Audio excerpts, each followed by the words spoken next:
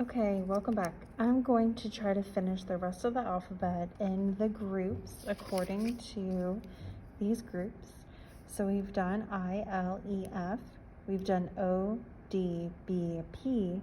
Now let's try a C and a G. You may already have practice because you've tried O's. So a C is like an O. Make sure you have a 45-degree start. And you want to make sure you come up and that you come back down and you end with it being as straight right here. So make sure you're holding your pin at a 45-degree angle. Go up and around and down. I got a little wide right here. I'm not going fishing. It's not a fishing hook. So C.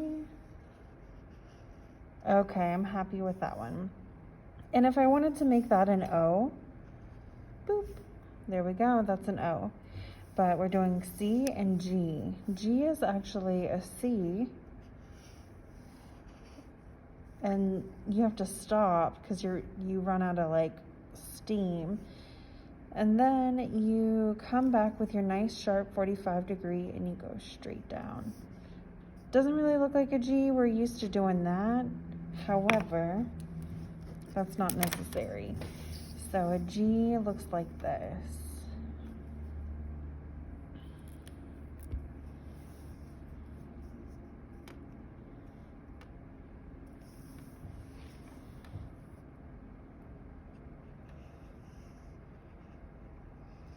Like a C and then straight down.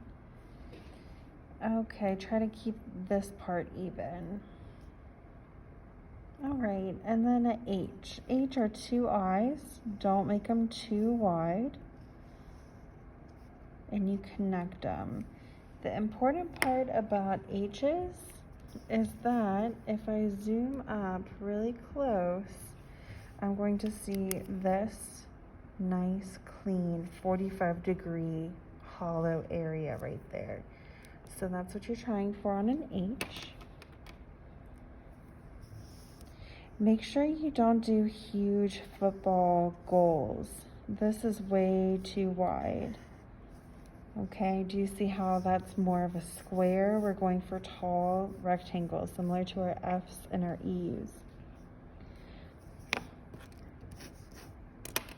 Okay, so then let's try a K.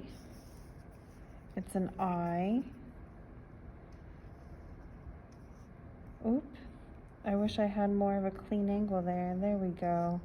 Had to push a little harder. And the K starts a little bit wider, not quite a square, but almost. And this one got a little weird because this ended up not meeting at the end. So let me try again. A K is an I. You extend for 2 and you can start in the middle and do 3. So hopefully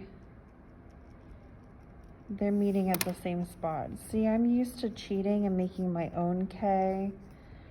That's why I'm struggling. So I'm used to doing my Ks like this, very tall and skinny.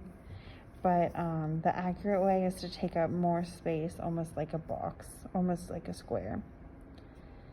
Okay, the Q. The Q is an O.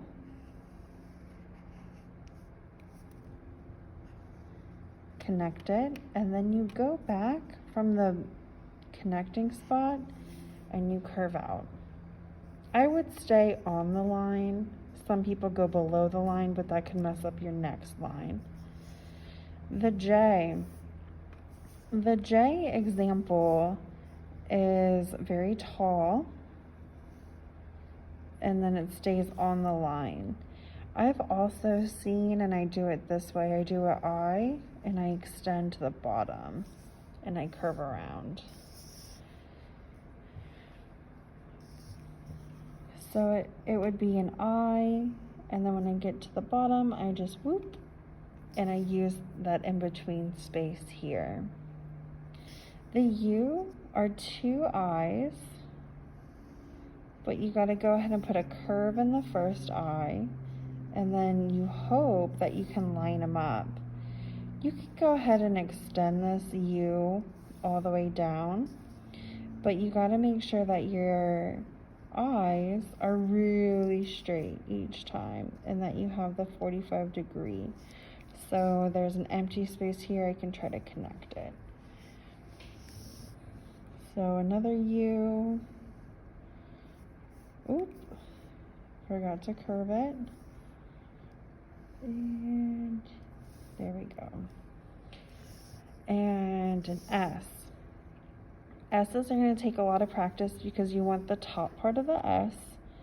You start down here, you go up. You want the top part to be slightly smaller, and you want it to be bottom heavy. So the belly on the S is going to be bigger than the top part. So S, you start down a little bit, make your curve and balance it out.